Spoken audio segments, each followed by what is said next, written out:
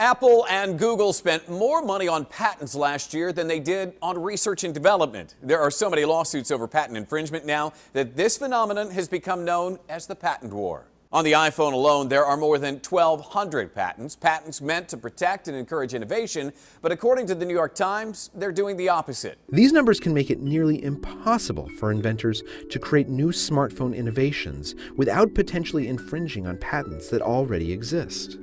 Some people say all these patents slow down innovation. Phone Arena says the patent system is simply outdated. The problem stems from the fact that the system was designed with the mechanical world in mind. And in the world of software, it turns out you can patent all sorts of generic concepts, blocking the way to business to smaller companies. It started in 2006 when Apple was forced to pay $100 million to Creative because it patented a portable music playback device that somewhat resembles the iPod. So when plans for the iPhone started, former CEO Steve Jobs said, "We're going to patent it all." Even if the patents get rejected, companies can reword and resubmit the application until it gets approved. Patent examiner Robert Buddens had this to say on the process. "When I get an application, I basically have 2 days to research and write a 10 to 20-page term paper on why I think it should be approved or rejected. I'm not going to pretend like we get it right every time."